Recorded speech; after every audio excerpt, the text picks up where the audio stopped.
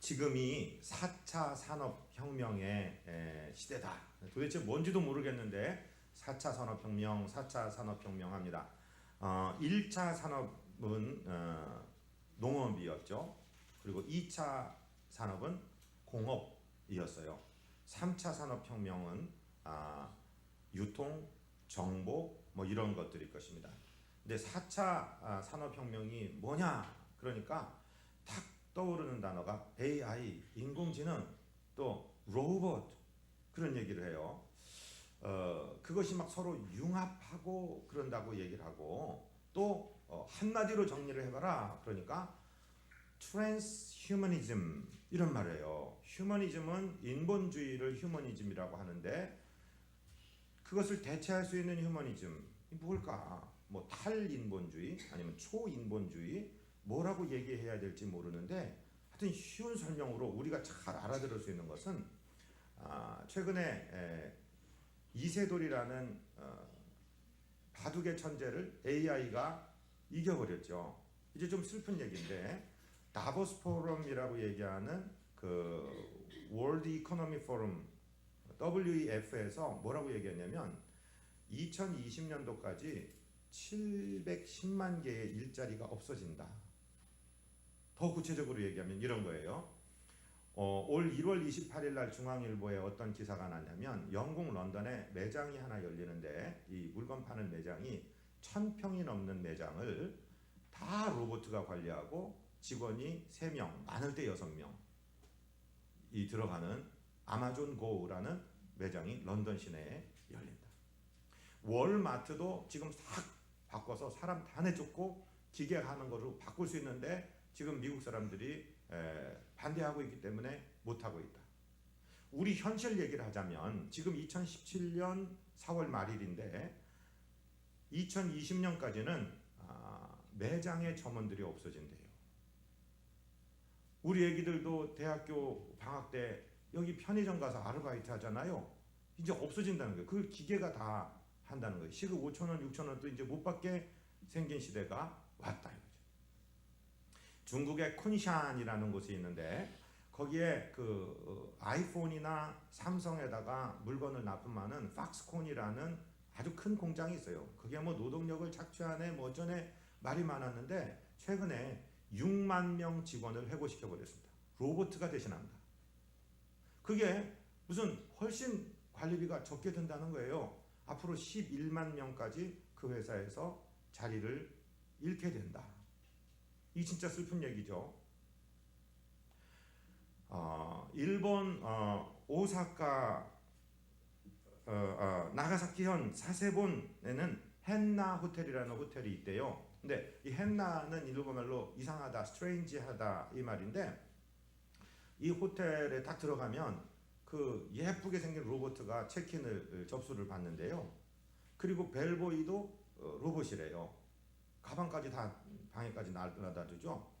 방에서 음식 먹고 싶으면은 탁탁탁탁 찍어서 뭐 오더를 하든지 말로 오더하면 인공지능이 알아듣고 주방에서 로봇 이 쿡들이 싹 요리를 해갖고 드론으로 이 배달을 한대요. 그런데 그 호텔 숙박 요금이 다른 호텔보다 반값이라는 거예요. 이제 인류가 이제 기계하고 싸워야 될 시대가 돼버렸다. 이게 노동력뿐만 아니라 이제 지식 쪽, 머리 쪽, 소위 화이트 칼라라고 하얀 이 칼라 입은 양복 입은 사람들 이제 걱정이 되는데 주식 분석, 주가 분석을요 빅데이터에 넣어놓으면은 어떤 주식 전문가보다 더 빠르게 해낸다고 해야죠. 보험 설계 그것 빅데이터에다 건드리고 AI 돌리면 훨씬 더 정확하게 진단한다죠. 아니 사람 몸도 의사 선생님은 사람이기 때문에 오차가 있을 수 있는데 이 AI가 해버리면은 진단도 의사 선생님보다 훨씬 빨리 훨씬 정확하게 내고 실제로 로봇가 수술도 하잖아요. 이제 병원마다 로봇 들여놨다고 자랑하지 않습니까? 그게 지금은 좋은 것 같은데 나중에는 우리 일자리를 다 없애고 전쟁도 이제 로봇가 가서 하는 시대가 올 거라 이 말이에요. 사람의 장기도 뭐 3D 프린터로 만들고 그거 어떻게 해갖고서 이제 뭐 생명을 연장해서 얼마든지 살 수 있는 시대가 올 수도 있다. 이런 얘기를 해요. 목사님 왜 주일날 아침에 이런 슬픈 얘기를 해요? 이렇게 생각하실지 몰라도 이것이 지금 우리가 당면하고 있는 현실의 문제라는 거죠. 슬픈 얘기입니다. 편리한 것 같은데 슬픈 얘기입니다. 가장 슬픈 죽음이 뭐냐면 혼자 사시는 노인이 로봇의 간호를 받고 살다가 돌아가시니까 로봇도 그만 배터리가 나가서 같이 죽는 그 모습이 우리의 미래를 나타내는 슬픈 그림이 될 것이다. 이렇게 이야기하고 있는 것이 현실 맞습니다. 그런데 우리가 소망이 있고 우리에게 능력 있고 기쁨이 있는 것은 AI 로봇가 못하는 것 꼭 있습니다. 그런데 그것이 바로 감성 터치라는 것이고 영성 터치라는 것이고 저와 여러분이 믿는 신앙, 우리 주님과 함께하는 동행, 거기서 만들어내는 간증거리, 거기서 그 사랑을 가지고 내 사랑을 가지고 주님 주신 내 사랑으로 형제를 사랑하고 그 열정과 그 헌신으로 사랑하는 거, 이건 로봇가, 이건 인공지능이 따라올 수 없는 거예요. 왜냐하면 인공지능은 데이터는 가지고 있을 수 있어도 지가 고생한 경험이 없고 지가 주님과 함께 인생의 골짜기를 걸어본 경험이 없고 그가 눈물의 샘을 걸어본 적이 없기 때문에 그렇다는 것이죠. 그래서 우리 성경에서 오늘 몇 분 이 로봇이 AI 인공지능이 전혀 할 수 없는 일을 했던 우리 신앙의 선배들을 좀 보면서 은혜를 나누려고 하는데요. 첫 번째 사람이 엘리야라는 분입니다. 예수님이 변모산에서 변모되셨을 때 예수님 양 옆에 섰던 구약의 두 인물이 있습니다. 한 인물은 하나님이 주신 율법을 받았던 율법을 상징하는 모세요. 한 인물은 하나님의 뜻을 사람들에게 전해주는 그 선지자를 대표하는 엘리야. 왜 하고 많은 선지자 중에 엘리야가 선지자의 대명사가 되었을까? 그는 우리와 성정이 같은 분입니다. 그는 정말로 감성이 똑같고 우리와 느낌이 똑같고 연약함이 똑같은 분인데 하나님께 열정적으로 나아갔던 사람이죠. 엘리야의 시대는 다스리는 왕이 아합이라는 사람입니다. 아합은 이스라엘을 가장 악하게 이끌었던 왕을 대표하는 사람인데 이스라엘이라는 나라는 하나님 섬기는 나라예요. 하나님 섬기고 하나님의 복으로 하나님의 통치하심을 기다리는 나라인데 그만 그 아합이라는 사람이 표독스러운 마누라 이세벨이라는 여자를 외국에서 데려왔는데 이 여자가 그 가나안에 바알과 아세라라는 우상을 끌고 들어왔습니다. 바알은 석신으로 남자를 상징하는 남신이요, 아세라는 목신으로 여자를 상징하는 여신입니다. 농경 문화이기 때문에 아이를 많이 낳는 문화, 그래서 성적인 것을 강조하는 아주 음란한 문화일 뿐만 아니라 농사 지을 때 비가 필요하기 때문에 그 바알과 아세라, 남신과 여신이 교접하면서 거기서 비가 생긴다라고 믿는 사람들이에요. 그래서 비를 얻기 위해서 하나님을 팽개치고 우상을 따라가는 나라를 아합이란 사람이 만들었어요. 그러니까 하나님께서는 엘리야를 지켜서 그 바알과 아세라로 상징되고 비를 준다는 그 신에게 심판을 선포하십니다. 아합에게 엘리야가 뭐라고 하냐면 앞으로 내가 말하기 전에, 내가 선포하기 전에는 이 땅에 당신들이 그렇게 믿고 자랑하는 비가, 우로가 멈출 것입니다. 비도 내리지 아니하고 이슬도 내리지 아니할 것입니다. 하나님이 그렇게 아합에게 경고해서 이스라엘을 그 우상을 버리고 돌아오도록 한 다음에 당신의 종 엘리야를 그릿 시냇가에 숨깁니다. 그래서 그릿 시냇가에 숨어서 흐르는 시냇물을 마시면서 이제 아침과 저녁으로 까마귀가 떡과 고기를 물어다 줘요. 그거를 먹고 이제 엘리야가 삽니다. 그러자 곧 비가 내리지 않으니까 시냇물도 말라버립니다. 그러자 하나님께서 엘리야를 사르밧이라는 곳으로 보냅니다. 거기 과부가 한 사람이 있는데 그 사람에게 붙어 살면서 먹고 살게 하십니다. 참 어떻게 보면은 가슴이 아픈 것이, 아니 이스라엘 땅에도 기름도 있고 밀가루도 있고 물도 좀 저축해 놓은 그런 사람이 있을 텐데 왜 가장 연약함의 가난함의 대명사가 되는 과부의 집으로 그를 보낼까? 그 사르밧 땅에 도착하니까 이 길에서 나뭇가지 몇 개를 여자가 줍고 있어요. 그런데 하나님이 그 여자에게 말해서 그 집에서 살아라 이렇게 말씀을 하시는 거예요. 그래서 그 여인에게 미안한데 내가 나그네인데 그 물을 한 잔 좀 갖다 주시오. 알겠습니다. 이렇게 얘기하니까 물 가져올 때 미안하지만 내 배가 고픈데 떡도 한 조각 가져오시오. 그 사람들은 우리처럼 밥해 먹는 문화가 아니고 이 밀가루에다가 기름을 좀 섞고 전병, 우리 부침개입니다. 부침개와는 조금 다르지만 전병을 붙여서 먹고 사는 문화에 있습니다. 그러니까 그 여인이 떡이라고 하셨습니까? 사실 우리 집 이 밀가루 통에 한 줌 밀가루가 남았고 기름이 한두 방울 남아서 나 우리 애들하고 이거 전병 만들어 먹고 이제는 식량이 떨어졌으니까 죽을 날을 기다리려고 하는 여인입니다. 그러니까 엘리야가 하나님이 내게 말씀하셨어. 그거 당신 내게 가져오면 이 비가 다시 내릴 때까지 당신 집에 밀가루나 기름이 떨어지지 않는다고 말씀하셨어. 그러니까 이 여인이 진짜 믿고 그렇게 드렸어요. 하나님은 언약하셔서 그 언약대로 이루셔서 정말로 그 집에 밀가루와 기름이 떨어지지 않고 그 과부의 집에 엘리야를 기거하게 하십니다. 그러면서 세월이 한 3년 6개월 정도가 지금 지나가게 된 거예요. 그런데 하나님이 복을 주시려면 복만 주시면 좋겠는데 그 과부에게 있는 아들이 그만 죽어버립니다.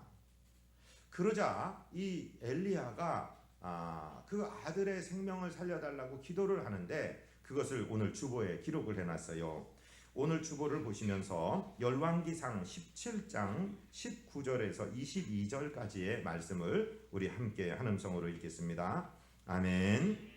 엘리야가 그에게 그의 아들을 달라 하여 그를 그 여인의 품에서 받아 안고 자기가 거처하는 다락에 올라가서 자기 침상에 누이고 여호와께 부르짖어 이르되 내 하나님 여호와여 주께서 또 내가 우거하는 집 과부에게 재앙을 내리사 그 아들이 죽게 하셨나이까 하고 그 아이 위에 몸을 3번 펴서 엎드리고 여호와께 부르짖어 이르되 내 하나님 여호와여 원하건대 이 아이의 혼으로 그의 몸에 돌아오게 하옵소서 하니 여호와께서 엘리야의 소리를 들으심으로 그 아이의 혼이 몸으로 돌아오고 살아난지라. 아멘. 자, 여기서 엘리야가 기도하는 장면을 머릿속에 한번 그려보세요. 그 아이의 시신을, 죽은 아이를 받아 안고 자기 방에 올라가서 자기 침상에 누이고 하나님께 기도를 하는데 그냥 기도하는 게 아니라 자기 몸을 그 죽은 아이의 시체 위에 엎어 3번이나 그걸 반복하며 3번을 기도합니다.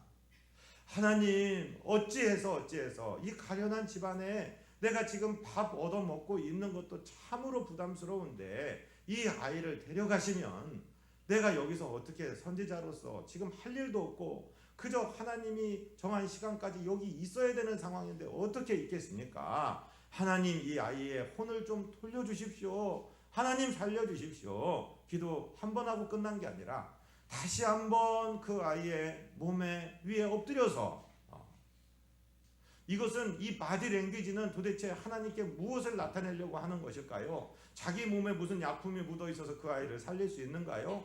그게 아니라 동일시하는 것입니다.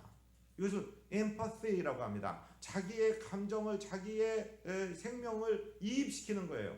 이 아이와 함께 그것이 반달되면 심파시가 돼서 동정이 되는 거예요. 하나님, 나를 불러가세요. 이 아이의 죽은 몸이나 내 몸이 하나가 되었으니 하나님, 이 아이를 살리시지 않으려면 나도 불러가십시오. 내가 이런 상태로 선지자 역할을 하는 것이 무슨 소용이 있겠습니까? 하나님, 나를 불쌍히 여기시고 나를 살리시고 아직 나를 쓰셔서 하실 일이 남으셨다면 나를 살리시는 것처럼 이 아이 좀 살려주십시오 하면서 기도하는 열정, 이 열정은 AI에게는 없는 거예요.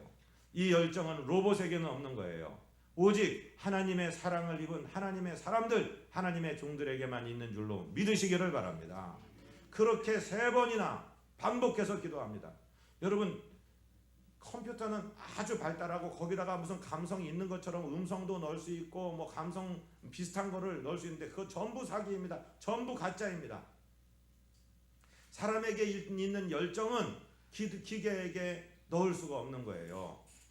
하나님께서 저와 여러분에게 이 열정을 허락해 주셨습니다. 이제 앞으로 21세기는요, 가슴 아픈 사람, 정말 이 드라이하게 사는 사람, 사람들 만나기 싫으니까 혼자 로봇하고 방에 들어가서 무엇 하는 사람들이 많아질 거예요. 한동안에 여자들이요, 남자 만나면 남자 빨래 해줘야 되고 밥 차려줘야 되고 귀찮아 그러니까 펫 쪽이라는 걸 만들어서, 여자가 30대 넘어서 돈을 많이 버는데 나이가 자기보다 5살 10살 어린 젊은 애들, 꽃미남 같은 애들을 불러갖고 내가 너한테 한 달에 500만 원씩 용돈 줄게, 너 나한테는 절대 내 사생활에 대해서는 터치하면 안 되고 내 몸은 건드리면 안 되고 내가 원할 때만 나와 잠을 자고 너는 그냥 있어, 내가 무엇하는지 질문하면 안 돼, 이런 펫을 두고 뭐 누나 하고 사는 세상도 있었죠. 그게 벌써 10여 년 전입니다. 이제는요, 이제 여자들이요, 남자 로봇을 산답니다. 남자 좋은 냄새도 나고 뭐 실리콘 같은 거로 남자 몸도 느껴지게 되고, 남자들은 안 그래요? 그런 세상으로 지금 흘러가고 있는데, 사랑하고 존경하는 성도 여러분, 그건 기계입니다. 어차피 따지고 들어가면은 컴퓨터는 이진법이에요. 1과 제로가 뭉켜져서 예스까 노까 우리 쓰는 말로 그거로만 연결되지, 이런 열정이나 이런 정열이 있습니까? 하나님의 사람들에게만 있는, 우리들에게만 있는 하나님의 정신인 줄 믿으시기를 바랍니다. 그래서 우리 사랑하되 엘리야처럼 열정적으로 사랑해야 돼요. 그때 그 엘리야의 음성을 들으시고 하나님께서 그 사르밧 과부의 아이를 살렸다. 할렐루야. 엘리야가 그렇게 하고 살아나고 얼마 있다가 하나님께서 말씀하십니다. 이제 아합에게 찾아가라. 이제 마지막으로 능력 대결을 해라. 그리고 이스라엘 건져내라. 그래서 엘리야가 아합 찾아갑니다. 그러니까 아합이 엘리야 보면서 이스라엘을 괴롭게 하는 자여, 네가 나왔느냐? 그러니까 무슨 말씀이시오? 내가 괴롭게 하다니요, 당신이 우상을 가져오지 않았습니까? 우리 이렇게 지지부진하게 이렇게 갈등 겪지 말고 우리 갈멜산에서 능력 대결을 합시다. 당신이 그렇게 믿는 바알 아세라 선지자 850명 있죠? 다 오라고 하시오. 나도 혼자 나가서 하나님 앞에서 우리 능력 대결 하십시다. 진짜로 바알 선지자 450명이 올라오고 엘리야는 혼자입니다. 그 능력 대결에서 하나님께 정열로 열정으로 기도해서 불을 끌어내리고 이기게 되지요. 그리고 아합과 이세벨이 섬기는 바알과 아세라 선지자들 기손 시내로 가서 다 처단을 해버립니다. 그러자 하나님께서 비를 주신다고 합니다. 비를 주신 자는 언약만 받았지 아직 비가 내리지 않는데 다시 갈멜산 꼭대기로 올라가서 기도합니다.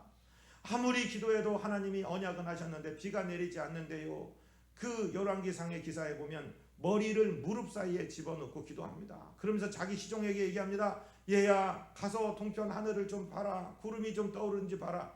6번 기도할 때까지, 7번 기도할 때까지도 하나님 언약은 주셨는데 어떤 비의 징조도 없습니다. 7번 기도가 마치고 나니까 손바닥만한 구름이 나타나죠. 그걸 보고서 엘리야는 아합에게 뭐라고 기별합니까? 큰 비의 소리가 있습니다. 당신 이 빌의 이 마차가 바퀴의 진창에 빠지지 않도록 잘 준비하고 가시오 라고 통보하고, 자기는 아합 볼 때 밉고 죽이고 싶어 할 텐데 그렇게 미워하지 아니하고 성령에 충만하여 큰 비가 내리자 그 갈멜에서부터 이스라엘 골짜기까지 말보다 빨리 그 마차 앞에서 달려갔던 엘리야의 열정, 이 열정을 이 아침에 주님 내게도 주시옵소서 간구하시기를 주님 이름으로 축복드립니다.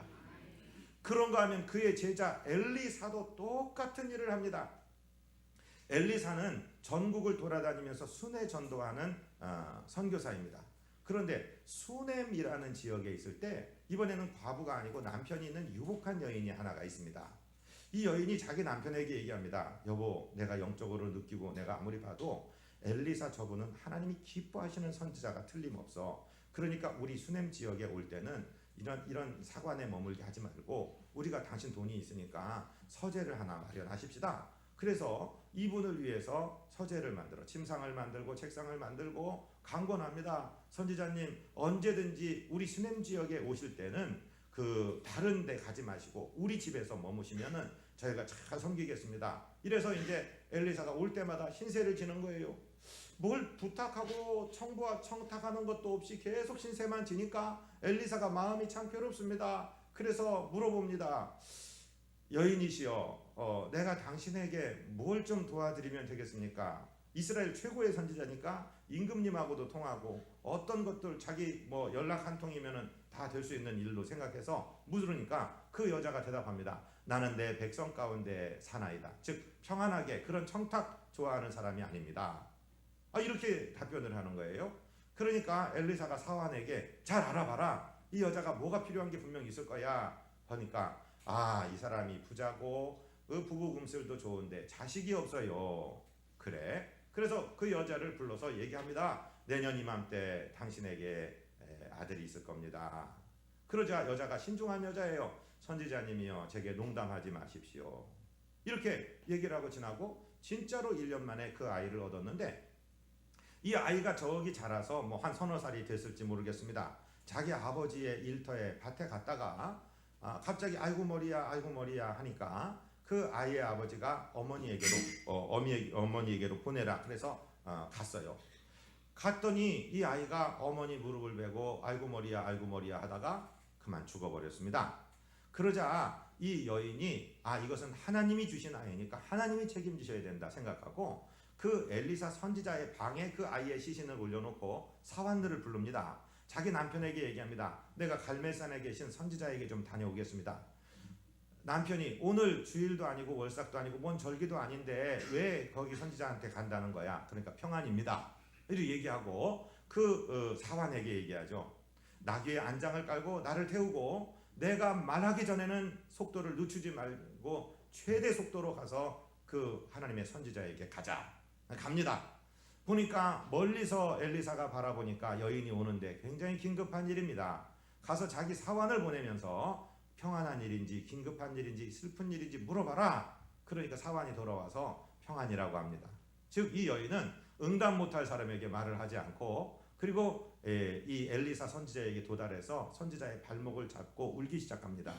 내가 아들 달라고 했습니까? 내가 아들 달라고 했습니까? 하고 울기 시작합니다. 그래서 엘리사가 이 아이 신변에 큰 일이 일어났구나 하는 걸 알고 자기 사환에게 너 어서 내 지팡이를 가지고 그 수내무로 가서 그 아이의 머리에 이 지팡이를 놔라 얘기합니다. 그러자 그 여인이 얘기합니다. 여호와의 살아계심과 당신의 혼의 사심을 두고 맹세합니다. 나는 못 떠납니다. 당신이 가야 된다 이 말이죠. 그래서 그 여인의 뒤를 따라서 집에 도착을 했어요. 그리고 일어나는 일이 또 주보에 기록됐습니다. 열왕기하 4장 32절로 35절 말씀 우리 함께 읽습니다. 아멘. 엘리사가 집에 들어가 보니 아이가 죽었는데 자기의 침상에 눕혔는지라. 들어가서는 문을 닫으니 두 사람뿐이라. 엘리사가 여호와께 기도하고 아이 위에 올라 엎드려 자기 입을 그의 입에 자기 눈을 그의 눈에 자기 손을 그의 손에 대고 그의 몸에 엎드리니 아이의 살이 차차 따뜻하더라. 엘리사가 내려서 집안에서 한 번 이리저리 다니고 다시 아이 위에 올라 엎드리니 아이가 7번 재채기하고 눈을 뜨는지라. 아멘. 자, 엘리야에게 일어난 일과 거의 흡사한 일이 엘리사의 기도 가운데 일어나는 것을 우리는 발견하고 있습니다. 그저 성의 없이 기도하는 것이 아니라 문을 걸어 잠그고 자기 침상에 올라가서 자기 눈을 그 아이의 시신에 눈에 자기 입을 그 아이의 입에 자기 손을 그 아이의 손에 얹었다. 이게 뭐예요? 엘리야가 그 사르밧 과부의 아이의 위에 올라갔던 것과 똑같은 것입니다. 동일시입니다. 하나님 이 아이의 눈을 뜨시게 하시고 이 아이의 입으로 말하게 하시고 이 아이의 손으로 움직이게 하시지 않을 바에는 저도 죽여주십시오. 이 아이와 제가 하나가 되었습니다. 하나님 이 아이의 혼으로 돌아오게 하십시오. 한번 기도하고 안 되니까 집을 나와서 이리저리 걸어다니다가 다시 한번 주님 앞에 하나님 앞에 가서 동일한 기도를 드리는 엘리사를 우리는 지금 읽고 있습니다. 사랑하고 존경하는 성도 여러분, 기계는 이런 거 못합니다. 엘리사의 희생 헌신이 있었기 때문에 가능했던 거죠. 하나님을 믿는 창조주 하나님을 믿는 우리는 컴퓨터도 아니고 우리는 기계입니다. 기계도 아닙니다. 우리는 실수가 많습니다. 감정적으로 기복도 있습니다. 그러나 하나님이 우리를 사용하셔서 하나님의 일을 이루시기를 원하신다는 것입니다. 이 헌신, 이 열정을 달라고 간구하시는 우리 되시기를 주님 이름으로 축복드립니다. 예수님은 어떻게 하셨습니까? 오늘 본문은 참으로 희한한 기사가 적혀 있습니다. 오늘 본문 마가복음 7장 31절로 가겠습니다. 우리 다시 한번 읽습니다. 예수께서 다시 두로 지방에서 나와 시돈을 지나고 데가볼리 지방을 통과하여 갈릴리 호수에 이르심에 사람들이 귀 먹고 말 더듬는 자를 데리고 예수께 나와 안수하여 주시기를 간구하거늘. 자, 오늘 이 지역은 두로 시돈 지역은 정통파 유대인들은 가지도 않는 지역이에요. 북방의 지역이에요. 그 다음에 데가볼리 지역은 데카폴리스라는 10개의 도시로 이루어진 지역인데 여기도 마찬가지로 정통파 유대인들이 아니라 이방인들과 유대인들, 이스라엘 사람들이 섞여 사는 지역이기 때문에 정통파 유대인들은 별로 별 볼 일 없게 생각하는 지역입니다. 그곳을 도시면서 전도를 하시고 이제 예수님은 그쪽 해변의 갈릴리 쪽에 이르시게 되었습니다. 근데 사람들이 귀가 들리지 않고 그 따라서 말을 할 수 없어서 고통받는 사람을 데리고 와서 예수님께 안수기도 해달라고 요청을 하게 되었습니다. 예수님께서 이제 이 사람을 붙드시고 어떻게 하는지 우리 한 절 한 절 살펴보기를 원합니다. 33절을 같이 읽습니다. 예수께서 그 사람을 따로 데리고 무리를 떠나사. 아멘. 바쁘신 분입니다. 항상 사람들이 인산인해를 이루며 주님을 따라다닙니다. 그런데 그 인파들을 멀리하고 그 사람만 손을 잡고 다른 데로 데리고 갔어요. 여러분 그거 아세요? 앞을 못 보는 사람하고 이 농아들하고 누가 더 스트레스가 많은지 아십니까? 후자입니다. 아예 안 보면 상관없는데 많이 보고 있는데 사람들이 조롱하는 모습, 사람들이 자기를 괄시하는 모습을 보고 있는데 들을 수 없고 말할 수 없는 것이 엄청난 스트레스인 걸 압니다. 그래서 예수님이 이 사람을 데리고 따로 인파들을 떠나서 따로 둘이 앉았다. 저를 한 번만 따라하세요. 예수님은 나를 도매금으로 여기지 않는다. 나는 땡처리 물건이 아니다. 우리 쉬운 말로 표현을 해드린 거예요. 하나님은 우리 각 사람을 한 사람 한 사람 지명하여 불렀습니다. 마치 이 세상에 우리 하나밖에 안 사는 것처럼 우리를 사랑하십니다. 이걸 믿으셔야 됩니다. 이걸 믿으셔야 돼요. 예수님이 이 가련한 이 장애를 입은 사람을 데리고 따로 가셨다. 지금 이 시간은 내가 너와만 있는 시간이고 내가 너만 보살피고 너만 고쳐주기를 원한다. 여러분 많은 인파 속에서 정말 의미 없는 하찮은 나라고 생각하십니까? 절대 그렇지 않습니다. 주님은 한 분 한 분 우리 한 사람이 이 땅에 남아있는 것처럼 우리를 사랑하시는 주님이신 줄로 믿으시기를 바랍니다. 그러면서 아주 희한한 일을 하시죠. 당신의 손가락을 그 농인의 귀에 집어넣고 침을 손에 뱉어서 그 혀에 대시는 일을 합니다. 우리 33절 마저 읽겠습니다. 예수께서 그 사람을 따로 데리고 무리를 떠나사 손가락을 그의 양귀에 넣고 침을 뱉어 그의 혀에 손을 대시며. 뭘까요? 아까 엘리사처럼 죽은 아이의 시신 위에 몸을 엎드리고 그 눈을 아이의 눈에 그 입을 그 아이의 입에 그 손을 아이의 손에 댔던 그 엘리사처럼 주님이 이 장애 입은 사람이 온전하여지기를 소망하면서 당신의 터치를, 이 감성 터치를, 이 영성 터치를 하는 거예요. 저와 여러분, 상처 입은 저와 여러분을 주님이 어루만져 주십니다. 저 주님의 품에 우리를 안아주십니다. 이걸 믿으셔야 됩니다. 그러면서 34절에 가면은 어떻게 말씀하시냐면 같이 읽습니다. 하늘을 우러러 탄식하시며. 하늘을 우러러 탄식하셨다. 여기서 탄식이라는 단어가요, 영어로 보면은 groaning입니다. groaning이라는 말은 sigh 하고 한숨 쉬는 게 아니라요, 신음하는 것을 말합니다. 신음. 하늘을 우러러 예수님께서, 창조주이신 예수님께서 신음하는 내용이 무엇일까요? 아버지여, 아버지와 내가 이 세상을 만들 때 이런 질병이나 장애나 어떤 아픔이나 슬픔이나 고통이나 이런 걸 만들지 않았지 않습니까? 왜 인간들 세상에 죄가 들어오고 그 죄로 말미암아 이 아픔과 슬픔을 가지게 됐고 내가 사랑하는 나의 사람들이 이 고통을 당해야 됩니까? 이것에 대해서 주님이 신음을 하고 계신다. 할렐루야. 저와 여러분 때문에, 저와 여러분의 연약함 때문에, 저와 여러분을 정죄하시는 분이 아니라 저와 여러분 때문에 끙끙 앓으시며 신음하시는 분이 계시다는 거죠. 저는 목회하면서 아기들 기도를 많이 합니다. 저는 어른들도 중요하지만 아이들 위해서 기도를 많이 하는 목사입니다. 그런데요, 이제 시집가고 장가들어서 아기를 낳습니다. 그러면은 이제 아기가 신생아 때, 이제 아직 100일이나 돌 때 이 아이들이 막 열이 나고 아프면, 지금은 뭐 의료가 좋고 그냥 병원에 휙딱휙딱 싣고 가지만 옛날에 그렇지 않습니다. 그래, 목사님 아기 기도해 주세요. 새벽에도 오고 밤에도 오고 옵니다. 그래서 그 아이의 손을 얹고 또는 아이를 안고 기도를 하면은 그 엄마는 여지없이 막 엉엉 울어요. 막 끙끙 앓아요.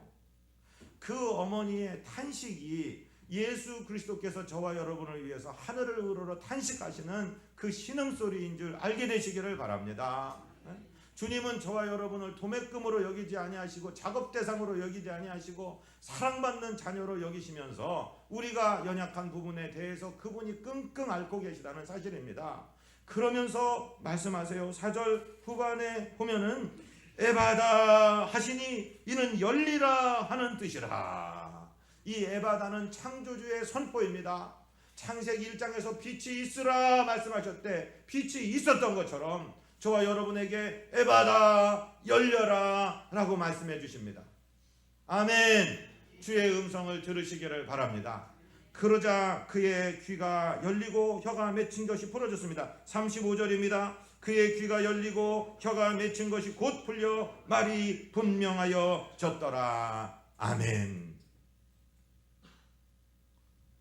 저와 여러분은 도매금이 아닙니다. 저와 여러분은 기계 컴퓨터에 관리받을 인생이 아닙니다. 저와 여러분은 하나님의 창조주의 형상으로 지음받았고 우리 주님께서 어루만지시고 우리 주님께서 탄식하시며 기도하시고 고쳐주기를 원하는 사랑받는 사람들입니다. 그리고 우리가 이 사랑을 전하기를 원하시는 것입니다. 이제 삭막해지는 세상, 이제 기계가 사람을 대체하는 시대에 기계들이 전혀 따라오지 못할 이 영역, 이 사랑의 영역, 이 열정의 영역, 이 눈물의 영역, 이 감성의 영역, 우리가 회복해야 됩니다. 여러분, 우리에게 허락한 사람들을 사랑하되 끝까지 사랑하는 겁니다. 예수님의 이 사랑이 결국 십자가를 지게 하십니다.